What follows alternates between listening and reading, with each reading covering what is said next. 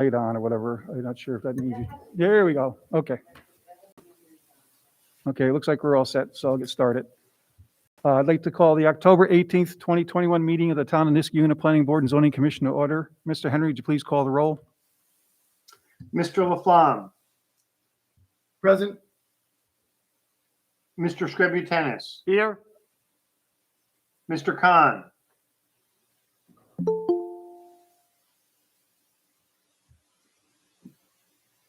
Mr. Khan. Okay. Mr. McPartlin is excused and absent. Mr. Darpino.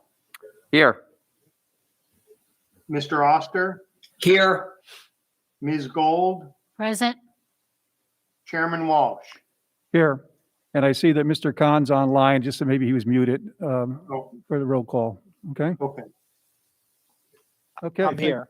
There we Were go. you able to hear that? Okay, so we have a mixture today of people virtual and in person here at the meeting. Okay, so we have no minutes ready for tonight, so we'll move along the agenda, and we have no public hearings tonight. So we'll move right to privilege of the floor. Anyone wishing to be heard regarding any planning and zoning matters in the town of Niskayuna, please come to the microphone and state your name and address for the record, and we'll listen to what you have to say. So I'll ask first anyone in attendance if they'd like to speak at privilege of the floor. Would you like to speak, anybody here? For privilege of the floor? Anybody? No? But privilege, are you here for privilege of the floor? I didn't ask for that. Okay. Okay. Laura, do you have, you're welcome to speak if you have anything. It's a privilege of the floor. Laura, do you have any communications that you'd like to review with us? Yes, so I just wanted to make sure, Karen Munoz, you're just listening, or did you want to speak under privilege of the floor?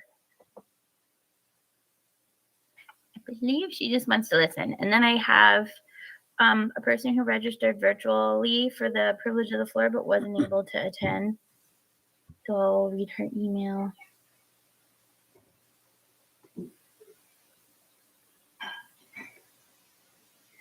I am Sue McKinney and I live at 2337 Barcelona Road. I had originally asked to speak at the virtual meeting tonight, but am unable to do so now. So I am sending you my thoughts and concerns, hopefully to be asked and discussed at tonight's meeting based on this letter. This concerns the proposed subdivision off Balltown Road between CVS and Channel 6 CBS. My biggest concern is the water table and how it will further impact our homes, foundations, and basements on Barcelona and Almeria Road. We definitely live downhill from this building proposal, evidenced simply by standing on the top of Barcelona where it intersects with Balltown Road. Since I have lived here in the past 3 years, several of my neighbors' basements have flooded from the more virulent rainstorms that climate change has caused. Some neighbors have told me that they have never had water in their basement before. Our fire department has been called on several occasions to pump out these floods. They may keep records you can access to verify this increased need. I have been one of the lucky ones whose basement hasn't flooded. But I fear that this building subdivision would worsen an already rising water table and storm sewer drainage problems, and my basement may begin to flood. My elderly next door neighbor told me that during the rainstorm, the end of this past week, his sump pump was overflowing and could not keep up, and he had to employ a second emergency pool pump, which kept draining through the day after the storm. After 2 years ago, the very elderly woman on the other side of me had a huge flood in her basement when she was in the hospital, and the neighbors luckily checked her basement and called the fire department for her to pump out. So my questions are, is there a recent water flow evaluation done by an independent firm not associated with the builder? And what type of drainage will be engineered to prevent our neighborhood from getting flooded? What improvements can be made to our storm sewer drainage now? Thank you in advance for considering our concerns and hopefully adding them to this evening's discussion. Sue McKinney. Okay, thank you. Laura, is there any other emails or communications that you have? So I don't see them, but I did receive requests from, well, I think Carol Braingard is there. Nancy Thornton, Eve Kaufman, and Karen Munoz, I think maybe are just listening. Okay, if anybody would like to speak, here's your opportunity, either here or virtually. Okay. All right, I'm going to close privilege of the floor if we have no one to speak. So I'll close privilege of the floor. Thank you for your comments. We have no unfinished business tonight, so we'll move right into new business. Under new business, we have a few resolutions tonight. First resolution being Resolution 2021-32, a resolution for site plan approval of a new maintenance building at the Mohawk Golf Club at 1851 Union Street. That resolution was posted, but I'll summarize as usual. Resolved that this Planning Board and Zoning Commission finds that the site plan application referenced above meets the requirements of the zoning code and hereby approves the site plan with the following conditions. 1, in accordance with Chapter 180 of the Soil Erosion Sediment Control Ordinance of the Town of Niskuna, the applicant shall put in place soil erosion and sediment control measures sufficient to stabilize disturbed areas. These measures shall be satisfactory to the Superintendent of Water, Sewer, and Engineering and shall remain in place until such time as natural vegetation has been successfully established. 2, prior to issuance of a building permit, any questions or concerns raised by the town designated engineer will be addressed by the applicant in a formal letter to the town. 3, prior to issuance of a building permit, the applicant shall participate in a pre-construction meeting with the town of Niskuna and TDE and shall address any concerns raised by the town. And finally, 4, prior to site disturbance, the plan shall be modified to reflect agreed-upon decisions of the pre-construction meeting, if any, and distributed as required to the town. Final site plan shall be submitted to the town labeled for construction. I did talk to, or communicated with Mr. McPartland today, so I'm going to like to move this resolution for adoption on behalf of Mr. McPartland. Do I have a second? Second, Mr. Chairman. Seconded by Mr. Scributennis. And we can have some discussion. I know we have the applicant present tonight. The one comment that I received from Mr. McPartland was just noting that, we received the initial round of comments from the town designated engineer, Weston and Sampson. And of course, the applicant hasn't had an opportunity yet to address those comments. And so there was just want to make sure that they were ones that are achievable and that the town can handle during the pre-construction meeting. So I'm going to ask Mr. Kimmer just to come up and let us know what he thought of the comments, since we have nothing from the applicant written yet. Okay. Good evening. My name is Dave Kimmer from ABD Engineers on behalf of Mohawk Golf Club. And you're correct. We have not yet responded formally to the TDE comments, but we have no objections to the comments. We don't anticipate that any of the comments will result in any changes to the site design. And we will formally address them as part of the condition. Okay, thank you. Thank you, Mr. Kimmer. All right, we have any board discussion or questions for the applicant? Mr. Chairman, just a I want to question. pull that forward, Mr. Scributensis. It's so hard. Okay, thank you. Question for you. My understanding is there is anticipated planning going on regarding perhaps a residential subdivision at the golf course. How may this relate to that structure? A residential subdivision at the golf course.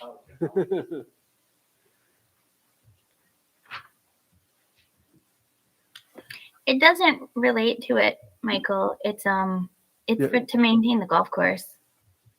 Yeah, Mr. Sweets, representing the applicant, would like to respond. Good evening, all.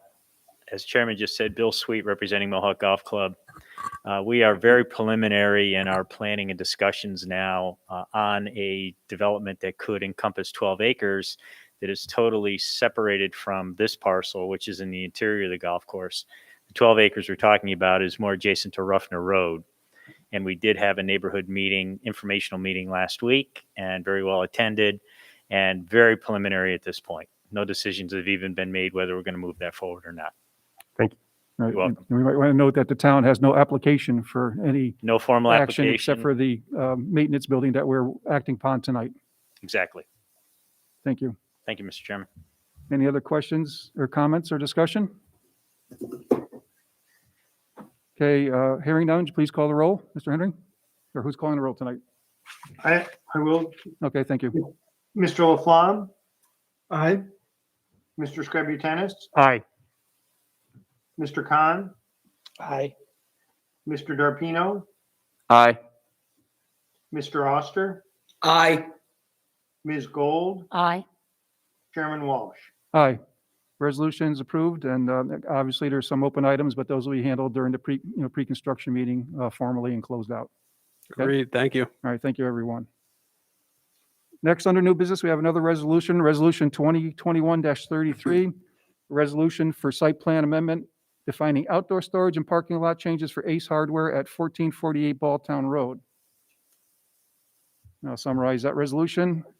Further resolved that the Planning Board and Zoning Commission finds the above referenced site plan amendment meets the requirements of the zoning code and previous site plan approvals, and therefore hereby approves the sidewalk along the west facade, designated outdoor storage areas near the east facade, addition of a 22-foot times 30-foot garage, and reconfiguration of the parking lot of the building at 1448 Balltown Road, as shown in the above referenced site plan with the following conditions.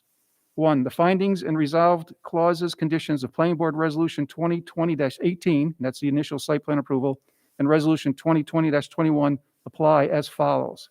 A, tree removals and final landscaping plans shall be approved by the Niskayuna Tree Council to the extent practical. The applicant shall plant a line of trees along the upgraded entrance from Knott Street, and that's actually Knott Street East. B, the applicant shall pursue any further town approval requirements for the secondary monument sign on Knott Street East prior to the installation of said monument sign. C, illumination of the sign shall only be allowed from 5 a.m. to 10 p.m., excepting for the Balltown Road monument sign. D, following the installation of the Balltown Road monument sign, there will be a 2-week trial period, after which the applicant will meet with the Planning Department and Planning Board project leads to finalize the appropriate brightness settings of the sign between the hours of 10 p.m. and 5 a.m., which will be recorded in a memorandum and attached to the final copy of the filed resolution. Condition number 2 states that condition number 1 of Resolution 2020-18, governing the location of overnight outdoor storage of hardware store wares, shall be amended to read as follows. A, overnight outdoor storage of hardware store wares shall be limited to the area designated as display storage areas in a drawing entitled Site Plan for Redevelopment of 1448 Balltown Road, prepared by Advanced Engineering and Surveying PLLC, dated May 20th, 2020, and last revised to Rev 8 on 10/12/21. B, all outdoor storage of wares shall be maintained in a neat and orderly manner and complement the aesthetics of the town center overlay district. Mr. Khan, or do I have a motion on the resolution? Motion to approve, Chair. I have a motion approved. Do I have a second? Second, Mr. Chairman. Seconded by Mr. Scributennis here. Thank you. And we can have some discussion. So I think everything, and Chris, please jump into it, right? I think everything was in order from the last time our discussion. It's good to see the garage located where it is. But in light of the CAC's comment about visibility of the garage, I did have a question about the height of the garage relative to the building. Will it be seen from Balltown Road? And I No, Mr. Khan, the garage won't be seen from Balltown Road. I believe that the garage is going to be in the range of 12 to 14 feet high. Mr. Costa, Okay, and the please building is identify about how yourself. high? Oh, sorry. Nick Costa from Advanced Engineering and Surveying. My apologies. And how high is the building? I believe the building is in the range of 18 to 20 feet high at the rear. Okay. And just to clarify, Mr. Khan, when the CAC reviewed the proposal, the garage was still, No, I understand. yeah, It in the was- parking lot, not Yeah, it against was the still, building. it was still directly visible on the west side. I got that, but Yeah. I just thought a little bit ahead of what they had said, and just wanted to know if it's going to produce an extra facet on the visual from the elevation from Balltown Road. Has the garage been designed yet? Do we know what the materials of construction, what the facades are going to, materials or style of roof or any information? No, we haven't, we haven't seen the design of the garage structure, but it will be before a building permit is secured. We think it's going to be a gable roof right now. So that's it'll be a gable roof, and I believe it'll be wood type of materials that will be the main components of the garage. Is it going to be attached to the building, or is No. there going to be a physical separation? No, it won't be attached to the building. There'll be a separation. It's really not intended at all to be attached to the building. It's hard to pick up from the dimensions as Yeah. to exactly what that separation is. I think it'll meet the building code requirements. Okay. There is a minor dimension there that says 1.44 to a corner Yep. of the building. And I Right. think at the very least, it'll have, that 18, 18 inches of separation from the building, but it'll probably be a little bit more than that.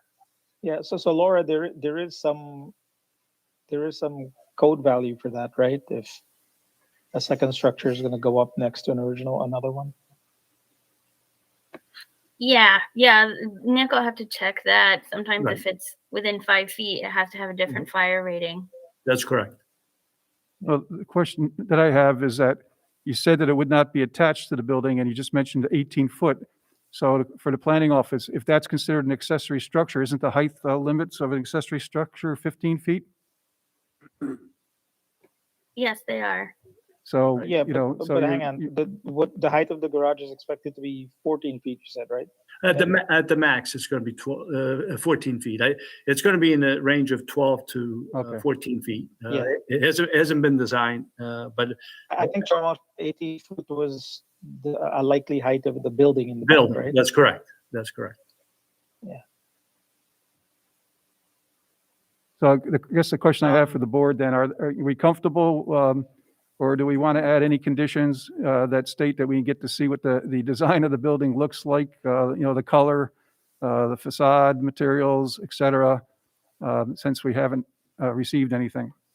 And that's a question for the board. I think it would be nice. Yeah, I think given the location in the town, Yeah. I think it would be a good idea if we could have that opportunity. Yeah. So Chairman Walsh, your recommendation. So I agree that we do need to see it.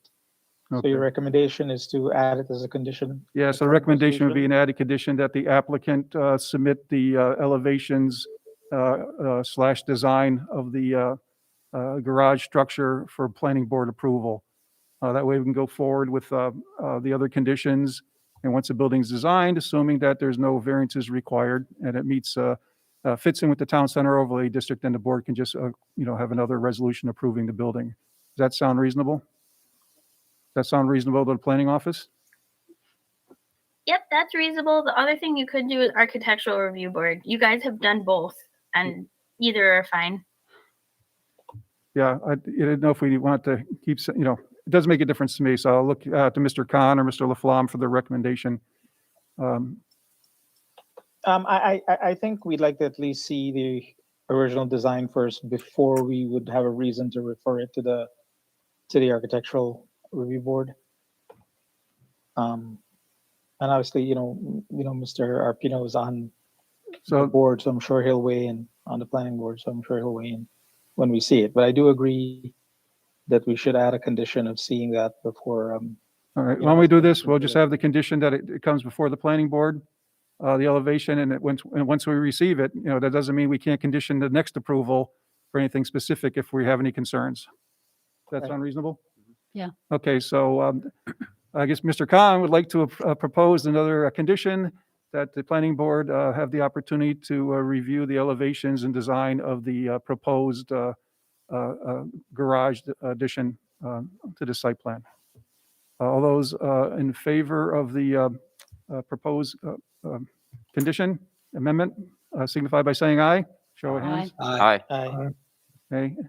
Anybody opposed? Okay, hearing no one opposed, we have a modified resolution with a new condition.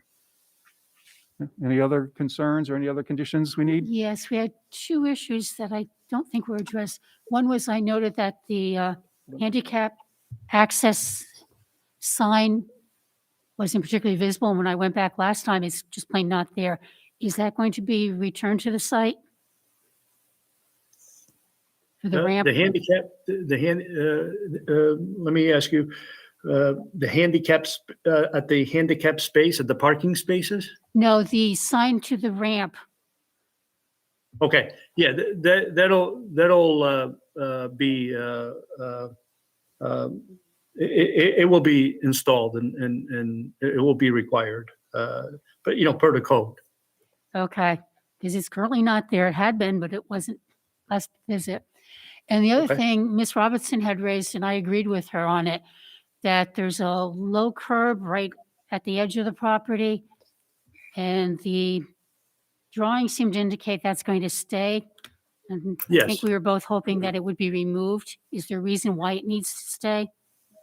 I think the believe plows gonna have a hard time with it. I believe that that curb is intended to direct water from getting and going towards the parking lot and then flowing towards the building, because the building is the low point of the well, not the building, but the area at the entrance of the building is the low point. In fact, there's a drainage structure that's located there, and I believe that curb area, both of those curbs are intended to keep the water from, that's flowing towards that road to be directed towards the drainage structure that are in place near where those curbs are located.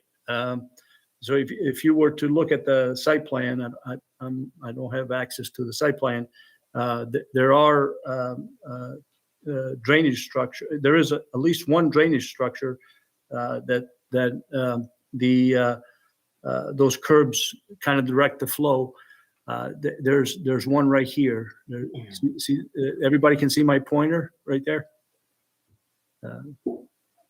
There's a catch basin, and the drainage is directed. It builds up against the curb, and then it flows towards the catch basin. It flows this way and then towards the catch basin, and it prevents it from going towards this area right here, towards the stairs, and then down into this low area.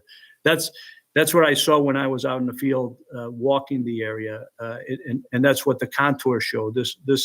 This contour elevation here is, and this contour here, these elevations are lower than the elevations that are up in the roadway. So I need a clarification there. Your question, are you talking about the hump in the parking lot? Is that what you're talking about, or? I'm talking about the curb right at the roadway, really, where you come Right. in, and to access the parking lot, the vast majority of people going in and out are using that. They're going right over the curb. Yeah. Right, so the issue with that curb It's is not that a high actually curb, it's a not- very low not- curb. It's not a high curb, right? It's a, No, it's really an asphalt hump that's on both sides of the roadway. Okay. And it's right along here. I think that it may need to be, striped so that it's visible, but I believe that it prevents the water from going towards the building. That's what it really accomplishes. Wasn't there a note that said something about saw cut in that area on the drawing? Yes, it does, and it shows there. And I think what we were pointing at there is to saw cut and install the pavement that was reconstructed for the roadway. Okay. Not the So- saw cut and remove the hump stays. Yeah, right, exactly. Those saw cuts run along the edge of the hump. Okay. so I Or think bump. in the bare minimum, the hump should be painted or striped in some way. Yes, I Because agree.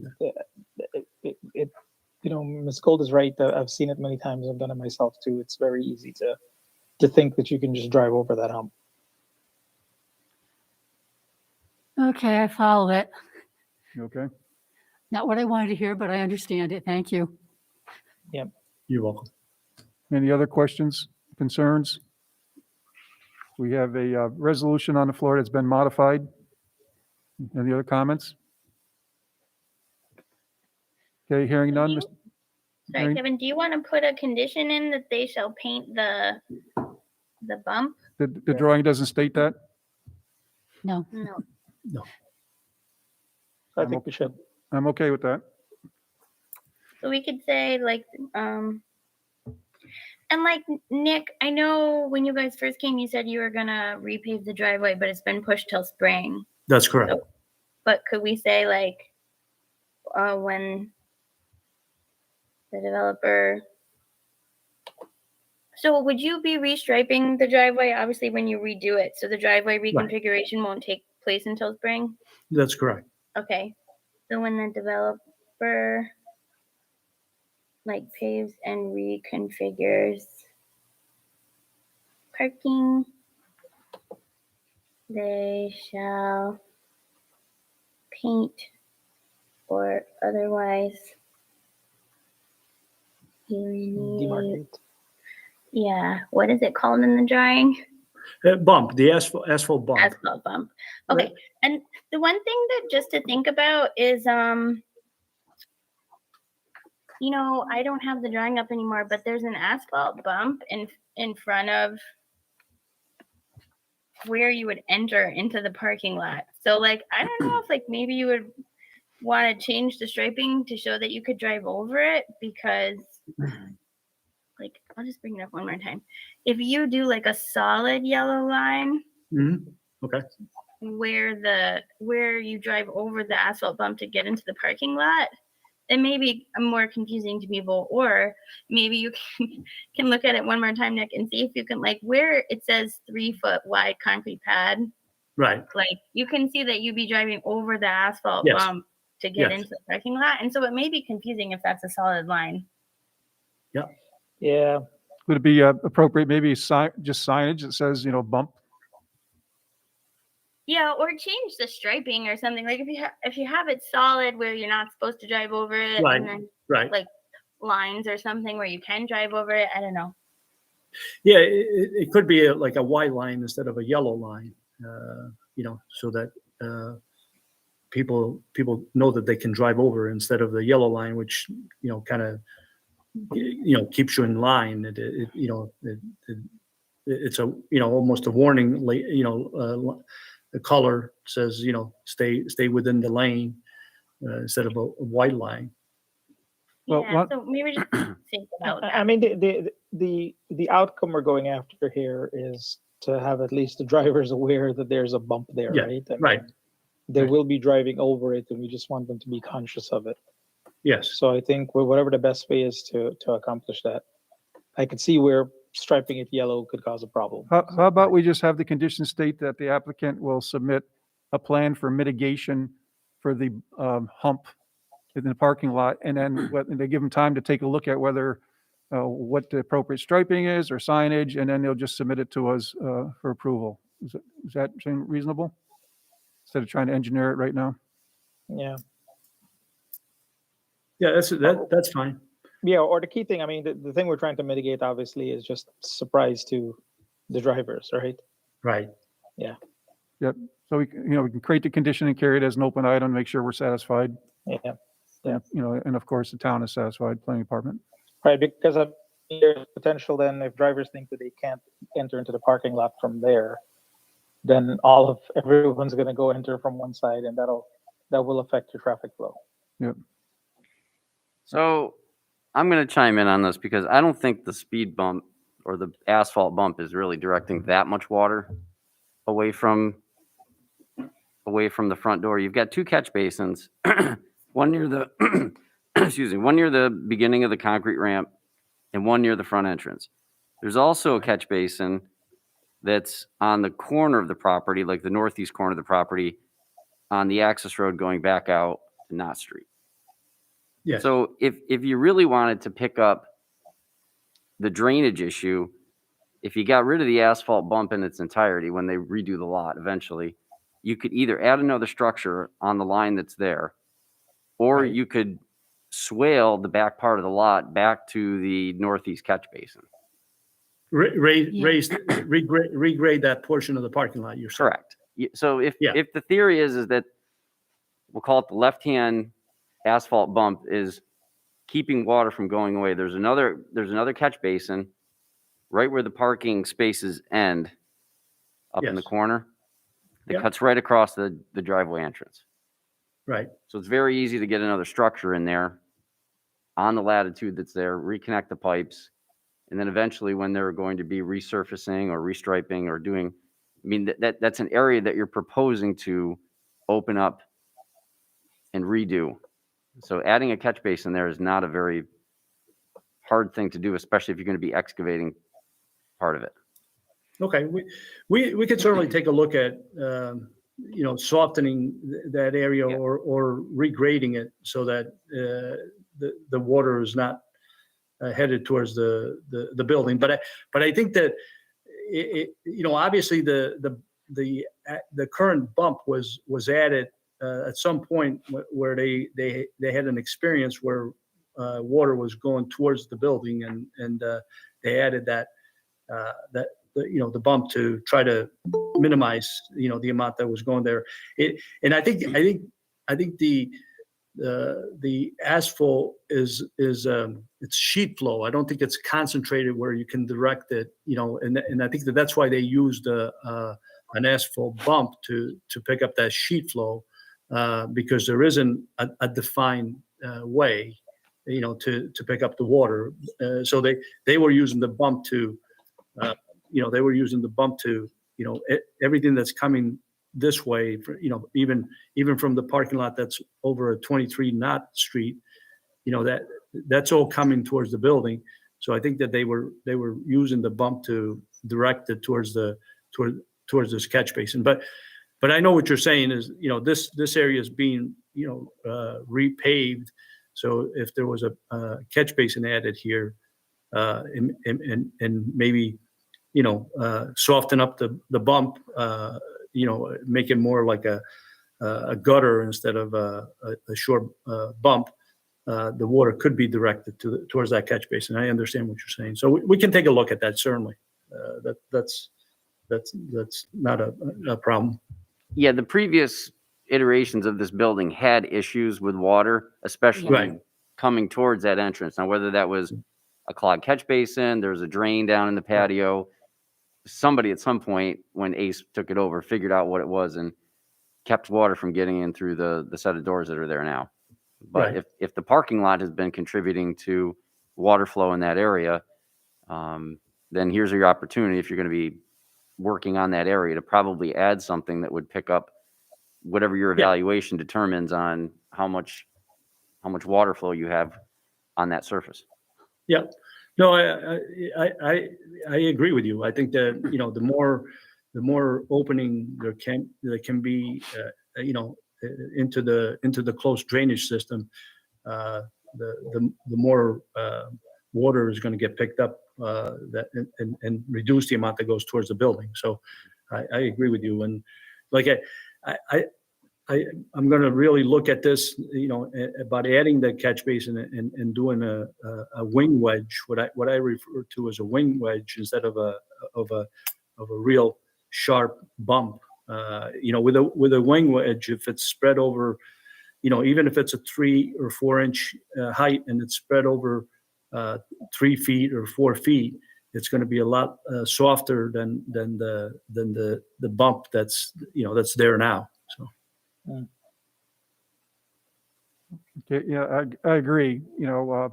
So it sounds like, again, we got some engineering to do. So why don't we capture it?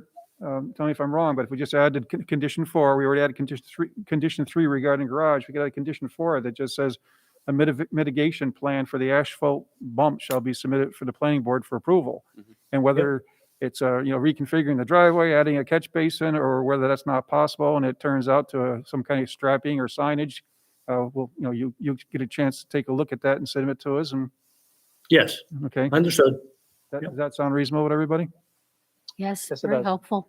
Okay, You might Right. wind up with a better plan after all. okay, Yeah, I mean, the reality is the bump, if you have a low clearance vehicle or car, you hit it, it takes people by surprise. If you're in a truck or something that's a 4-wheel drive, a lot of people drive over it and don't really notice it. But if you get a handful of people or a lot of people that don't like that, I mean, that you're just directing business away from something that probably was an old maintenance item that, Ace inherited when they bought the property. So yeah, I think the wing, whether you swale that or you do like a low curve, and you might find out that northeast catch basin can take all of that Right. flow there, and you might not have to add another catch basin, which would be great Yeah. if you can use the 3 that are on site, if it can handle the volume. Yeah, I agree with you. I'm not particularly enamored with the bump that's there. That was done as a quick solution whenever that problem occurred. But we do have an opportunity to better that condition because of the paving that's going to be done here. So, Right. it doesn't have to be done in such a sharp method. And it'll be comfortable. I think that that's a difference between a speed hump and a speed bump.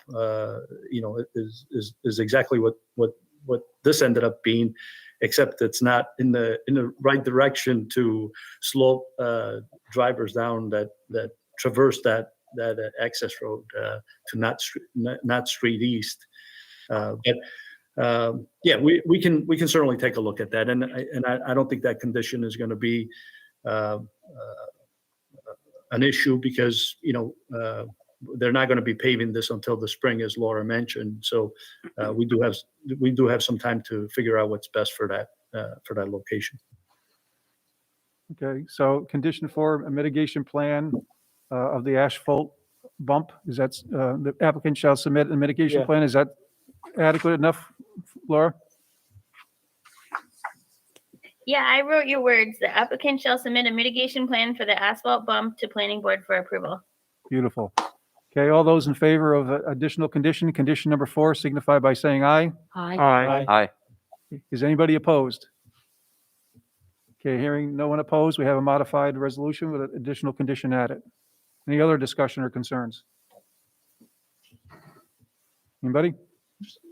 Sorry, this is just one thing before David, where exactly is that third northeastern catch basin? I see the 2 in front of the property, but could you just help me just describe where that?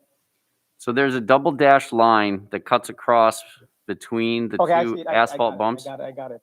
And there's a Got it. catch It basin. It shows looks like it's CV. Yeah, just got it. beyond or right on the property line. Yeah, Right. no, I got it. It Yeah, at was the back initial corner. CV. You didn't spell the words out. Got it. Okay.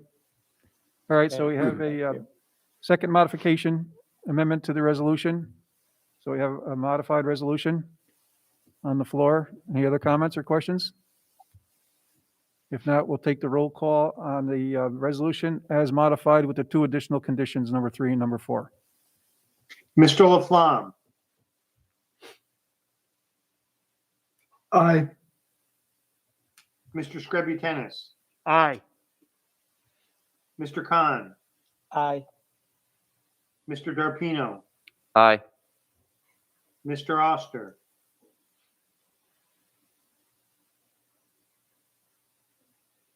Mr. Oster? Sorry to take myself off mute.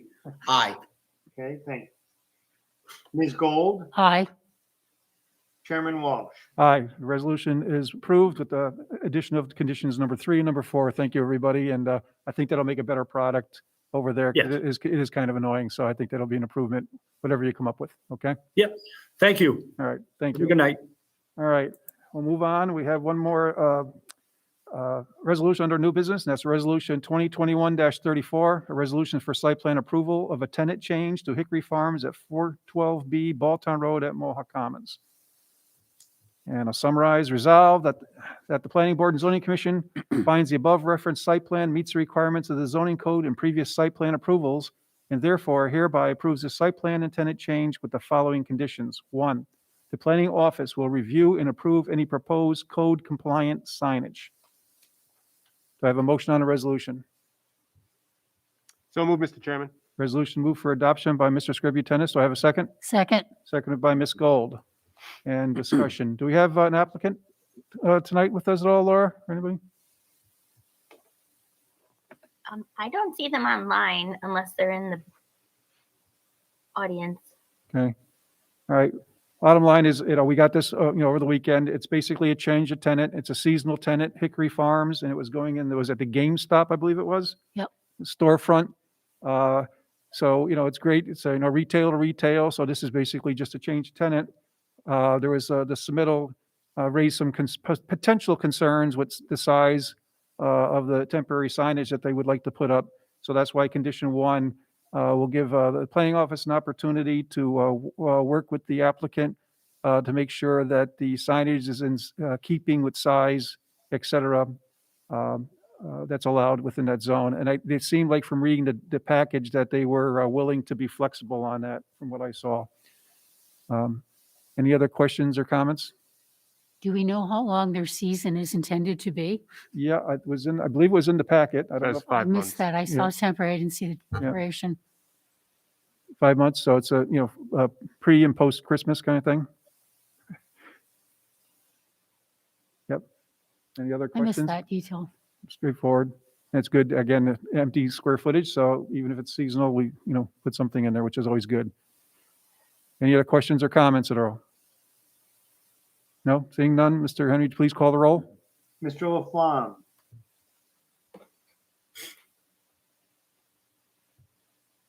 Mr. Scributennis, Aye. Mr. Khan, Aye. Mr. Darpino, Aye. Mr. Oster, Aye. Ms. Gold, Aye. Chairman Walsh. Aye, resolution's approved. And I'd like to welcome Hickory Farms to Niskayuna. All right.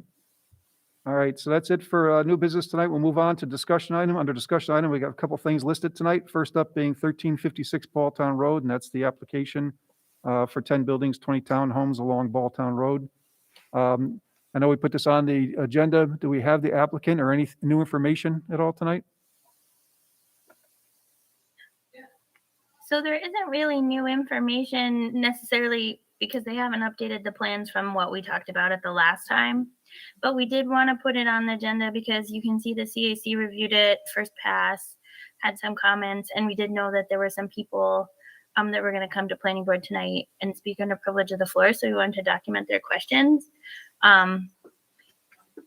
So Clark and I can, there were 3 specific questions in the email that I read that Clark and I can forward to the developer to have them answer at the next meeting. Yeah, and so definitely, Laura, going back to what we heard in privilege of the floor. So does the town water department know of some kind of sustained water issue in Almeria and Barcelona? So Old Niskayuna is old and has, I think, almost on every road, some level of not perfect drainage in the subdivisions. The answer to will this development make things worse? Like, we can definitely see which way the development is draining to. Like, if they're connecting into a catch basin that drains into Old Niskayuna versus if they're connecting into a catch basin that drains towards like Hilltop. I'm not sure which way it drains. But in any case, our code doesn't allow for them to make more drainage come off the site than currently exists. Although that doesn't usually make people feel better. So we can definitely send those questions to the developer and have them address them very specifically because they do seem to want to try to address all the comments that come from the public. But we had already talked about it. This project would need a full SWIP. It would create a drainage basin that would detain the water, and our code wouldn't allow them to make the water leave the site faster, and it would have to be retained, and if anything, be slightly better than the current conditions. So. And I presume that's to be a question that would be looked at by the TDE. That's a TDE question. Yeah, for sure. Just because yeah. It would come up, through the engineering anyway. The only thing that I think we can really help answer is which way are they connecting in? Because it may be true that they're connecting over into the Hilltop Heartland kind of area, in which case, not a drop of water would be going towards Old Niskayuna. I don't know. We could look at that. I can just tell you, because I also manage the building department, that the level of water that we've had in the last 2 or 3 years, it wouldn't surprise me that nobody has had a basement flood in the area and has had water problems over the last 2 or 3 years. It's been a lot. That's true actually anywhere in any neighborhood. doesn't also still doesn't make people feel better, but this is like some of the wettest weather we have ever had in the town of Niskuna. Yeah, that's for sure. David, you have anything new that you'd like to talk about? I don't think so. I mean, the traffic study that was sent out was included in this package, so we did get a preview of it before the last meeting. But again, I think, the residents' concerns about the drainage is always going to be something that we're going to look at. But like Laura said, this is getting a full evaluation, so I'm confident Yeah. that the engineer will have to address all those items. Right. And back to the traffic study, and I did notice, I mean, it was something that was available as of our last meeting, right? But so according to the response to comment number 5, so basically it's 10 a.m. peak additions and 14 p.m. peak additions, right? That's what the traffic study is saying. Well, I'm trying to And- pull it up now. Yes, that is what it says. Genghis, I can bring it up. Page 132. Yeah. Here.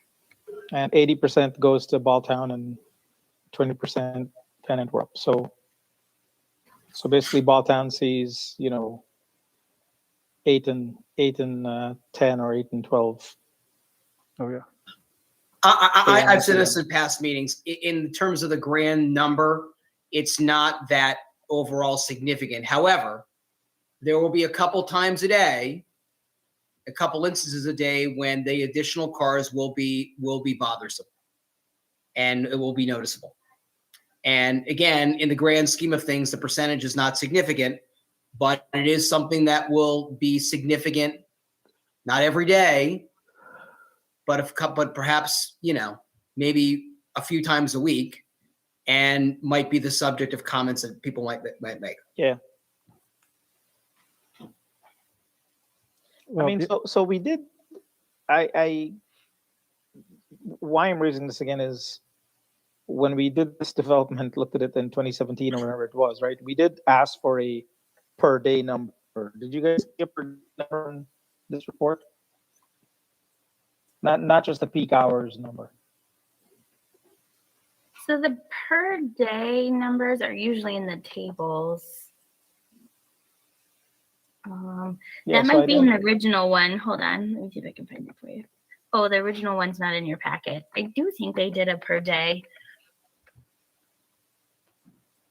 That would be in the initial days. Let me see if I can find it.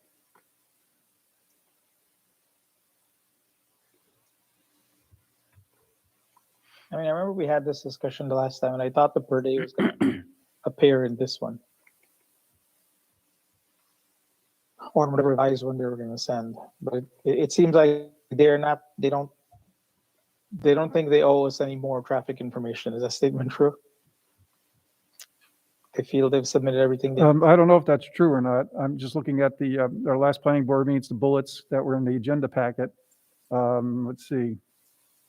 Overflow parking, sidewalks, it's not listed there, but that doesn't mean we can't ask for any additional information. So if we're looking at total number in and out for a day, if that's something they can develop Yeah. through utilizing standard handbooks or whatever, we can ask for that.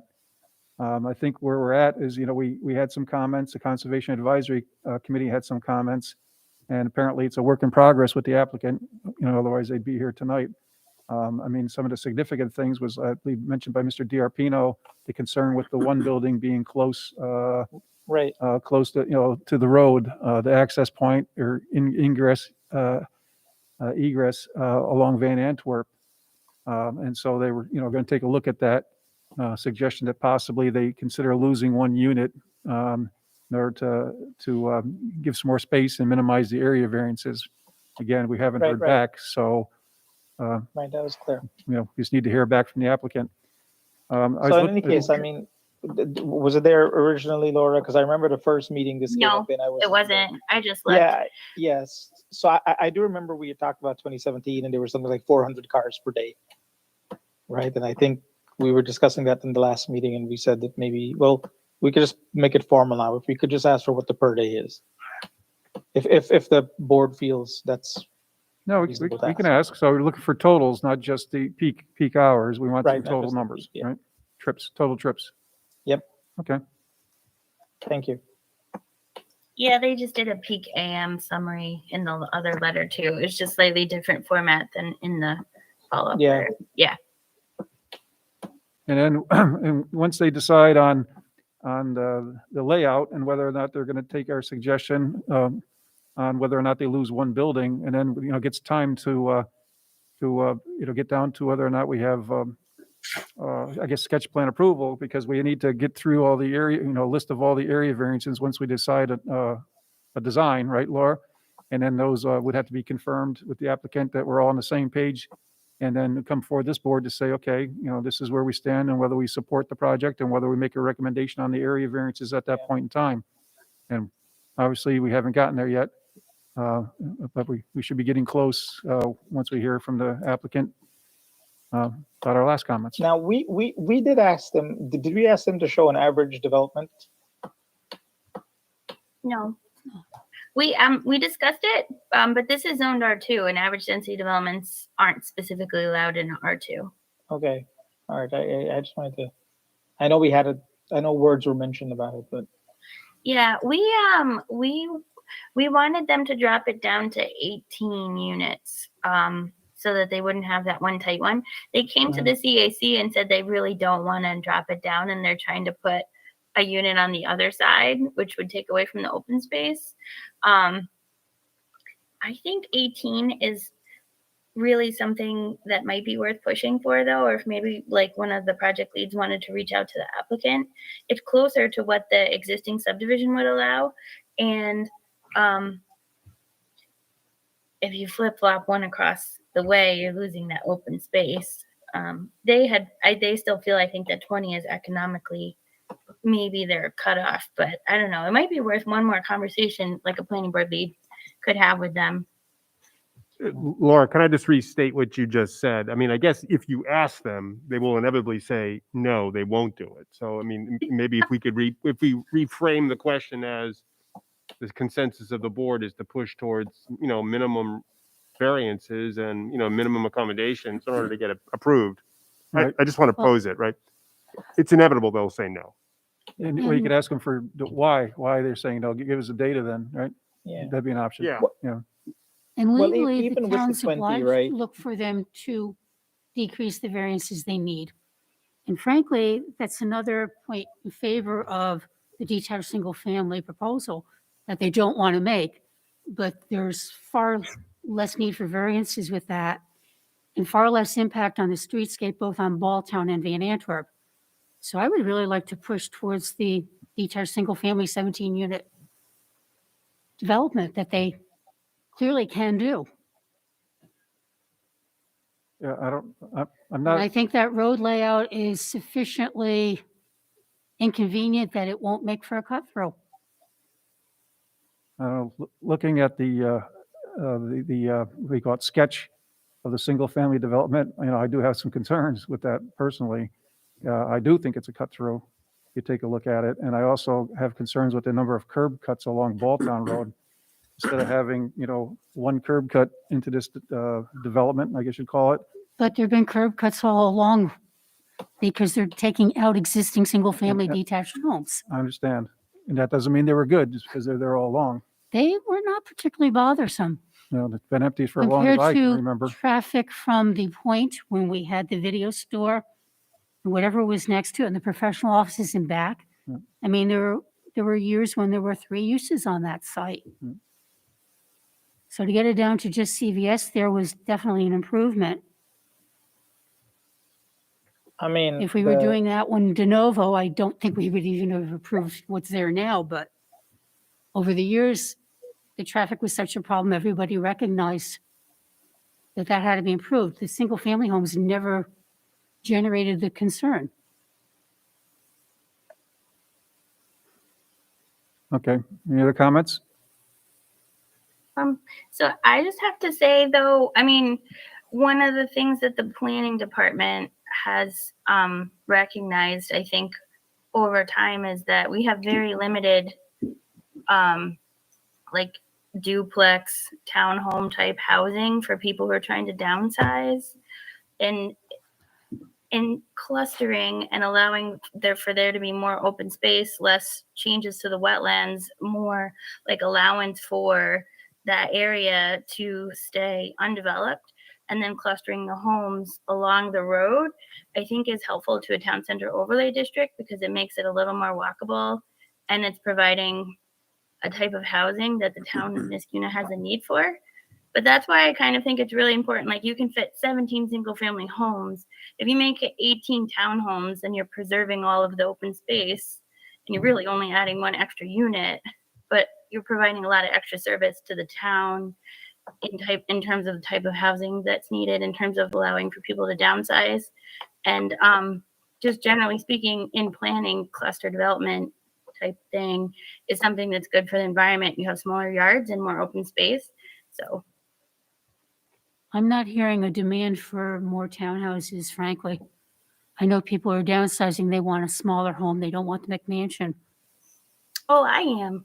Like, I know that those ones actually even across the street on Balltown Road, they never even make it to market. Those all sell before they even come. Like, they have like waiting lists, and they're old. I mean, they're a little bit old, and they're in such high, those duplexes that are right across from like CVS.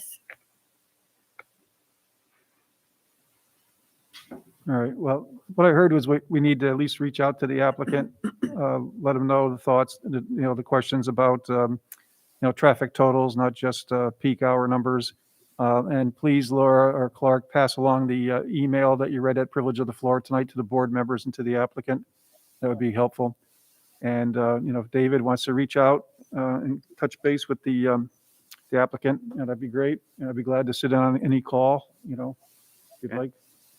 And I think we did make a request to them. I know they struck out with CVS on the CVS access road, but we did make a request that one way they could keep the 4 buildings on Van Antwerp is if they or the 8 units on Van Antwerp is if they actually ended that road on the Van Antwerp Village driveway, right? that's correct, Mr. Khan. That was discussion last time. Yep. Yeah. I mean, and obviously the attractiveness there is not just for their units, but it's also for the fact that now it's one less. It's removes the curb cut on Van Antwerp. They were going to evaluate that, if I recall, or at least have the discussion. Okay. All right. Anything further on the subject for tonight? David, anything else? No. Anybody else? Okay. Work in progress. Get some more questions, and we'll see when the applicant's ready to come on back and address those, and we'll continue the discussion at this point in time. All right, next under discussion items is 420 Balltown Road, and this is Taco Bell site plan for midterm remodeling. The information was included in the packet. It's, first time we've seen it. Do we have anybody, Laura, tonight from, there's is it Mr. Schutz? Schutz, yes, thank you.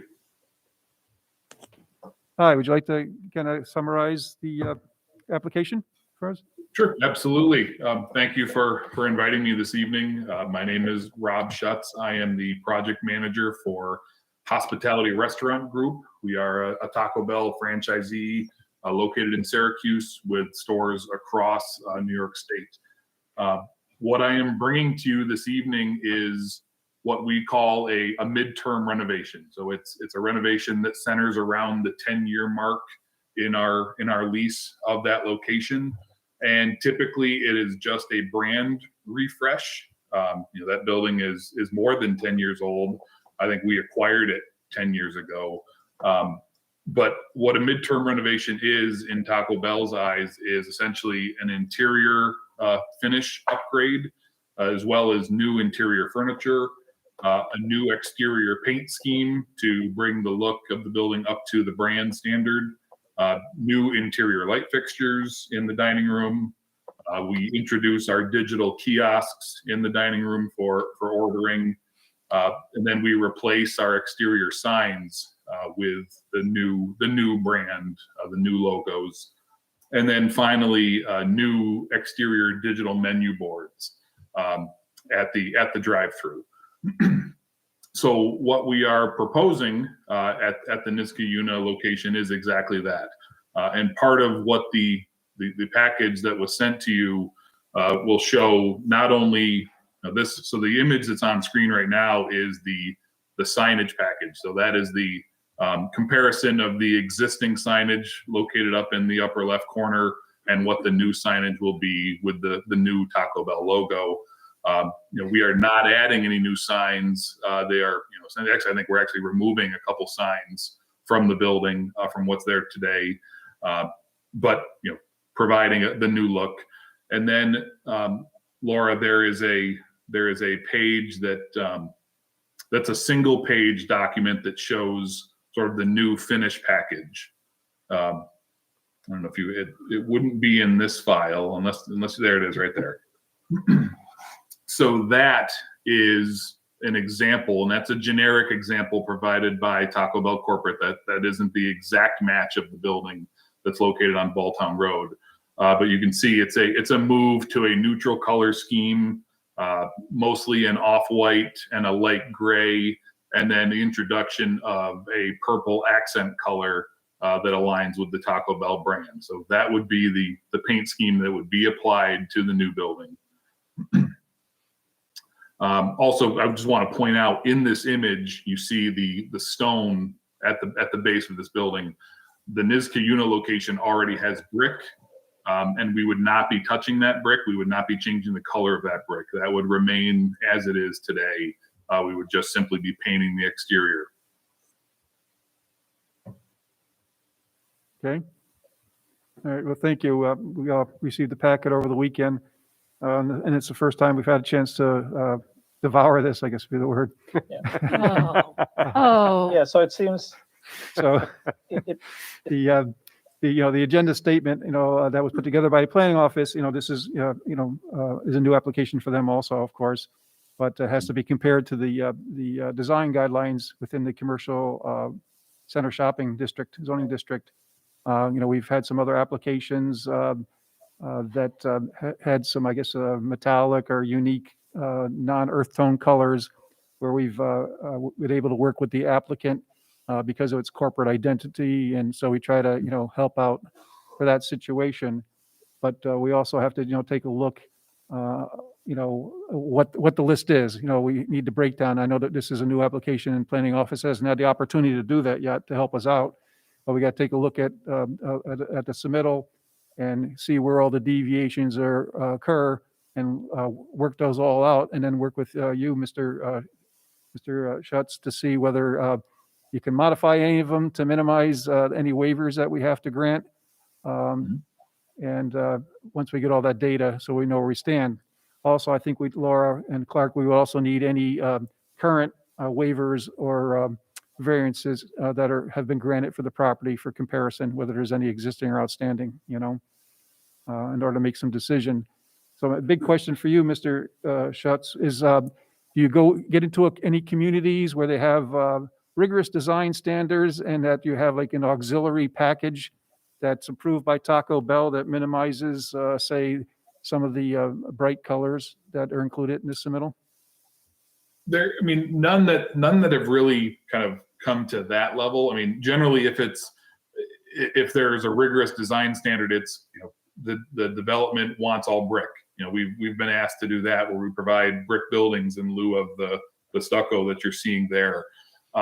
But generally, the color scheme that was presented hasn't been found to be too loud or too out in left field.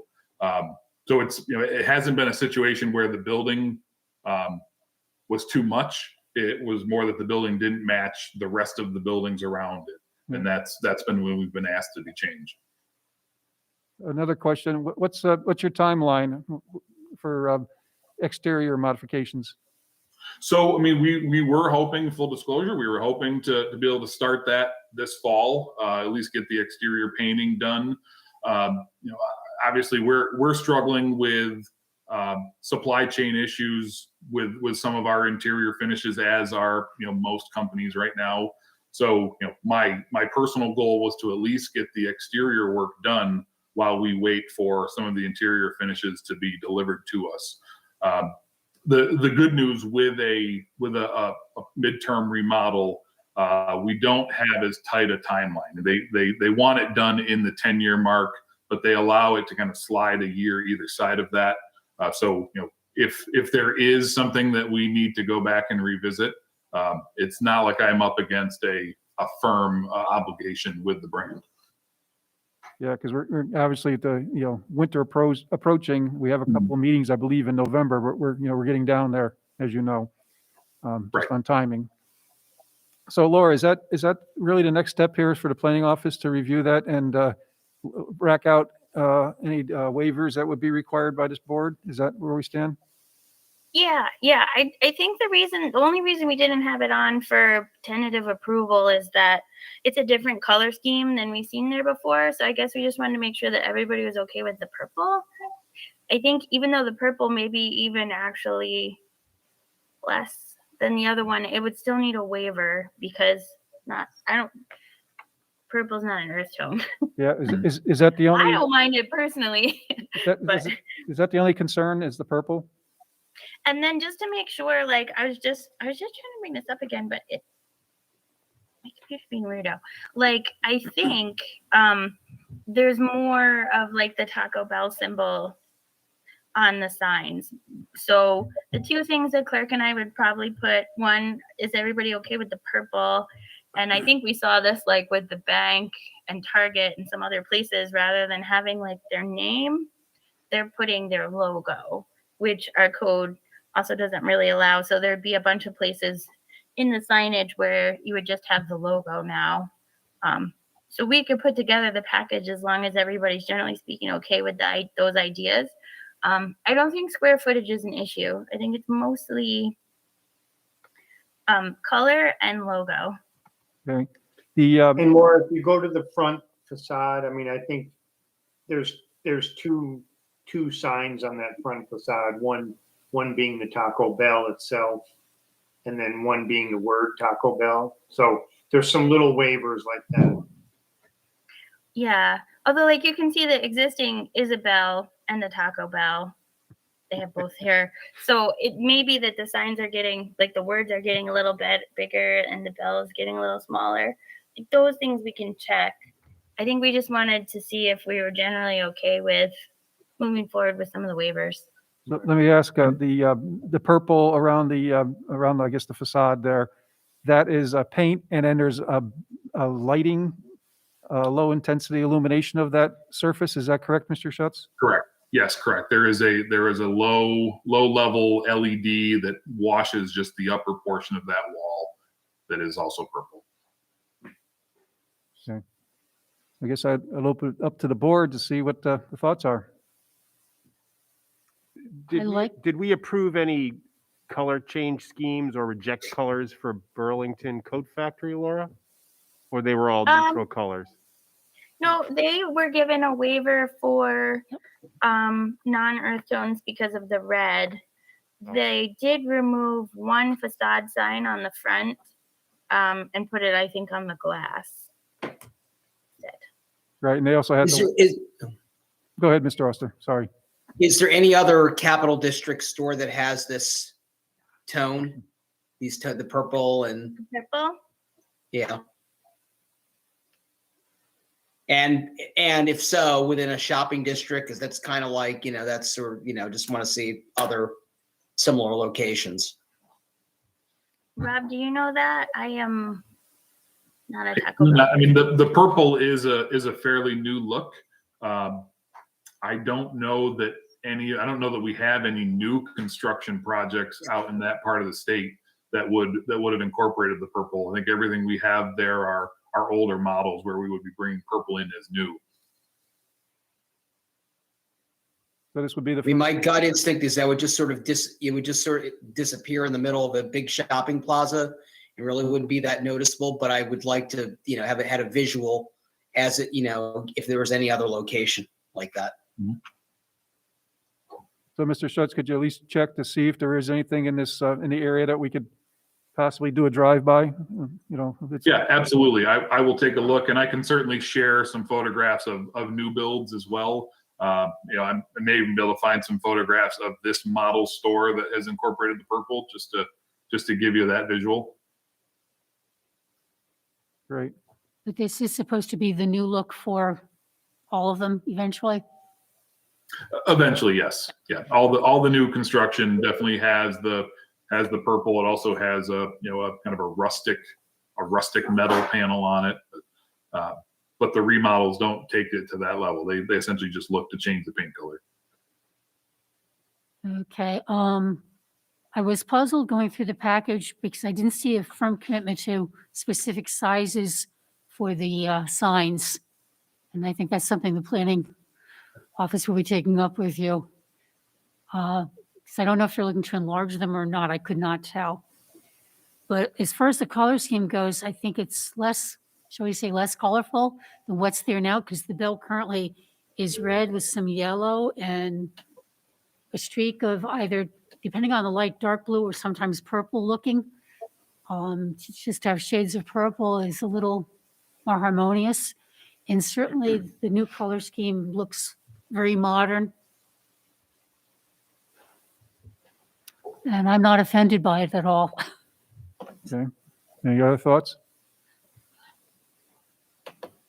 I mean, we have, like I said, as Laura mentioned, Burlington, we're okay with the red because it was corporate identity. I believe they did get one sign that was a logo, Laura, I believe on the face. So, so we have set precedent, and, it's something that we try to help the applicant, especially if it's a corporate logo, not just a wish, So, for me, I guess I'd just like to see the rack out for waivers, and that would give me an opportunity to see if there's any potential for looking to, minimize the request, but need to just get them all racked out personally. And doesn't sound like I'm hearing any complaints about the color, If somebody else has some thoughts. No? Yeah, so like, Rob, if it's possible for you to just do a summary of your existing signs and then the proposed changes, if there's any changes in square footage. Sure. And I would need that. We can do all the local stuff, and it sounds like people are generally okay with purple, but we want to see where there are some places that we could like drive by purple if possible. Sure. And I absolutely can do that. When you're looking for summary in terms of preparing the information, is square footage, the appropriate kind of measurement to take for you guys to look at? Yeah. Mm-hmm. And like probably if you have your old sign package from before, we can look. You just have to keep in mind that it's square footage is the minimum size box you can draw around the signs. Right. So if they're square, no big deal. But the round ones, you incorporate the corners. Yeah. Yep. So we will, I can certainly do that. I'm fairly certain that it is already less square footage, mostly because there are some existing signs that we're removing and not replacing. And there is some other, if you look at in the signage package, there's some wording that was painted on the canopies.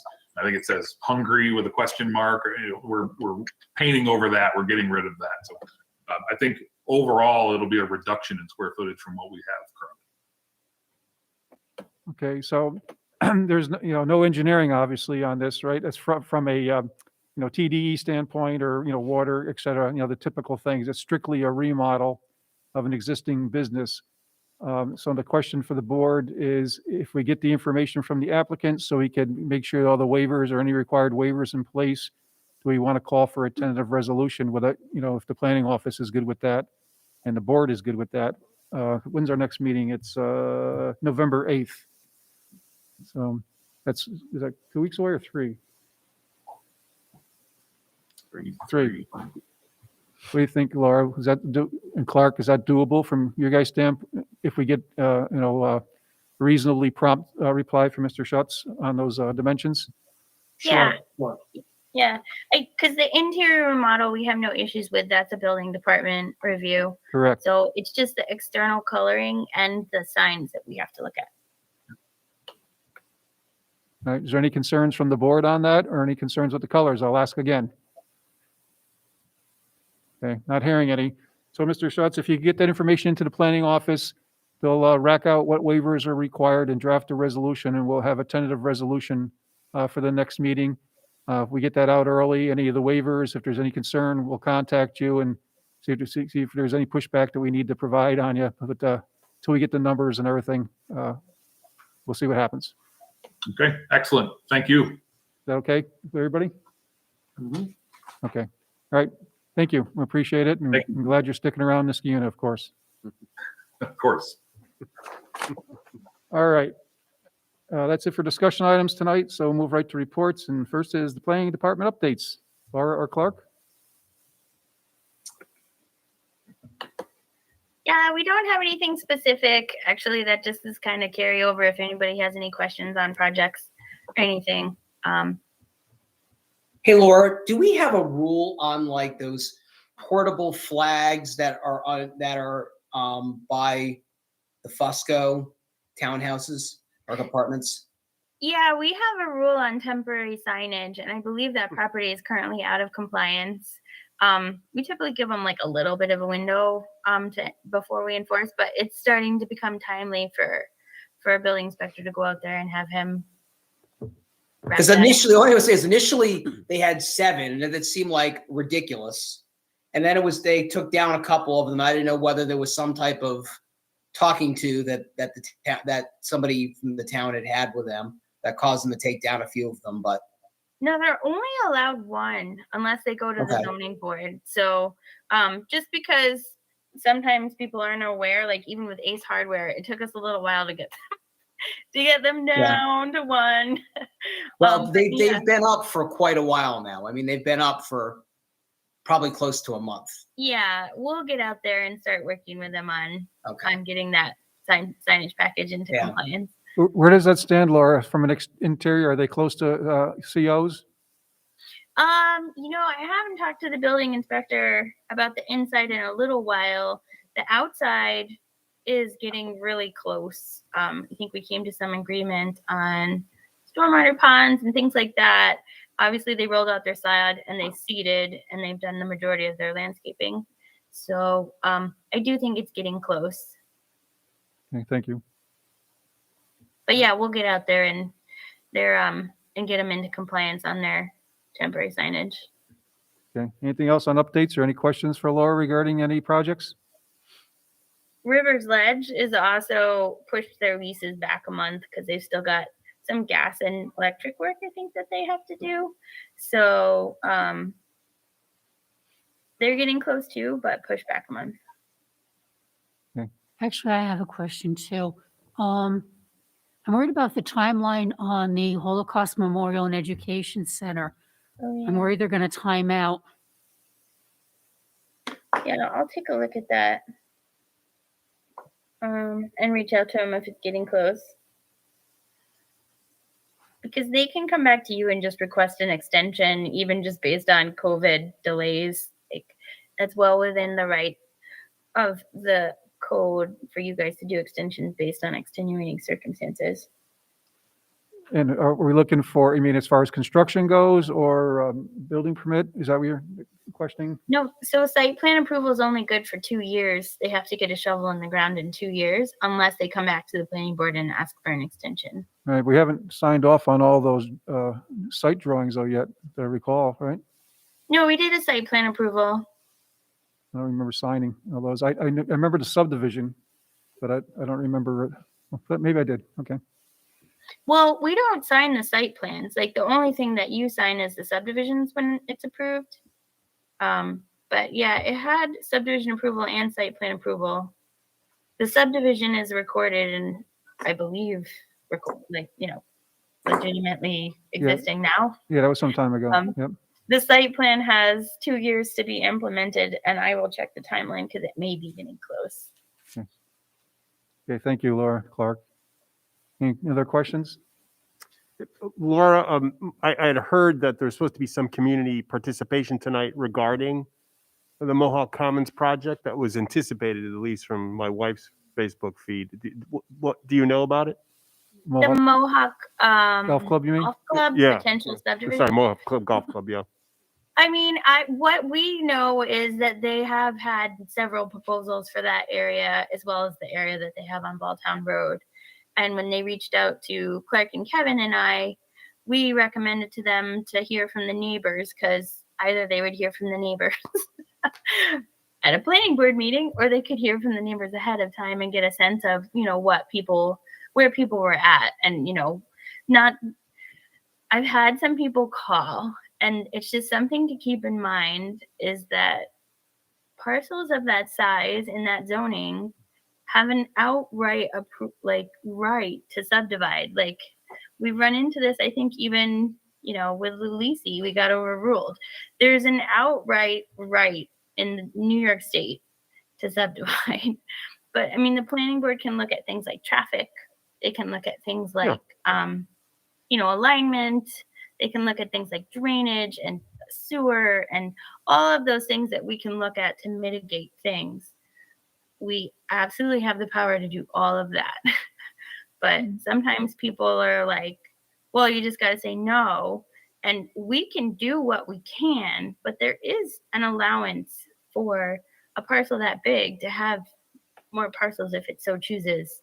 So it's just some constraints that we have to work with that people don't necessarily want to listen to, are that parcel is a very large parcel in the town of Niskuna and it's zoned R1. So just something to think about. We do not have any formal submissions to them. They reached out to the neighbors with a letter and had a meeting at their own golf club and took into account some of the comments that had been said to them at the meeting. And they, again, had said tonight that any ideas and concepts they have for those areas are extremely preliminary. They're looking at what's allowed versus what is the best, for the community versus how they can keep their golf course afloat. This is something that golf courses in general in the Northeast, maybe even the country, but definitely the Northeast, are struggling with a little bit, is membership and the costs for, keeping the golf course going. And I think one of the things that we have to remember in our comprehensive plan is that we would really like to do things at least to keep the golf course afloat in our town, because the alternative is it's an R1 zone. So we would like to do things that keep them good and green and going and providing a benefit to the town with the open space and all the beautiful things that the golf course has, understanding that we want to limit any impact that, that has on adjacent properties. Thank you, Laura. That was appreciated. Okay. How about COVID-19 updates? Laura, anything new there? Not too much. Sadly, you guys probably noticed my daughter's in quarantine, so I am here at my house keeping track of her. But generally speaking, my staff is amazing. Jean's there taking care of everybody and all is well. So you should be, I love the virtual meetings. They seem to be going great. You guys probably noticed Seth changed the camera angle so that you can now see who's talking at the podium. Amazing. I think that works really, really good. He's constantly down in the boardroom tweaking and making things better. So I think, as far as I can tell, all is well, unless you guys had some other concerns you wanted to bring up with me. Nope, seemed to go well tonight, and thank you to the staff. Appreciate it. Okay, all right, we'll just do some commission business. Ms. Gold, do you have anything for us tonight? No, I don't. Okay, Mr. DiRapino? Sure. The Architectural Review Board had a meeting a couple weeks ago. They talked about 3 projects. The first one was 3410 State Street, which is upstate Guns and Ammo. Overall, I think they thought the project was pretty good. One of the things they're working with Mr. Serafanian is to break up the facade with some windows, whether those are true windows or false windows or some sort of fenestration. We're just trying to get him to get away from large blank expanses of siding that's not articulated in the building. He's working with his engineer on that, so I think that'll probably come back to the Architectural Review Board, and at some point he'll be moving forward with his final plans. Rivers Ledge was reviewed. They talked about the shortening of the height of the front window glass and the addition of the wood beam type brackets near the roof. Overall, that project was very well received. And 1851 Union Street, which is the Mohawk Club Maintenance Building. Again, another positive review with them for the golf course owners. And they were basically, they really liked the level of the package that was presented at this point in time. I had a lot of good information on it. And then the last item is that we have a community member that is interested in joining the Architecture Review Board. So Planning Department will reach out to them and try to get another recruit on board. Excellent. Okay, thank you, Mr. DiArpino. Mr. Scrubby-Tennis? Nothing tonight? And we'll move to people online. How about you, Mr. Laflamme? I think it's a no. Chris left. Chris left? Okay, he's all set. Mr. Khan, how about you? Nothing for Nothing? me. I'm fine. Thank you. And Mr. Oster? Nothing for me. Okay. Okay, and I have nothing, so except for thank you again to the planning department and staff. We appreciate your hard work. Can I have a motion to adjourn? So move, Mr. Chairman. Motion to adjourn by Mr. Scrubby-Tennis. Can I have a second? Second. Second by Mr. Oster online. Thank you very much. All those in favor of adjournment signify by saying aye. Aye. Aye. Anyone opposed? Hearing none opposed, we are adjourned for the evening. Thank you, everyone. Thank you. Thank you.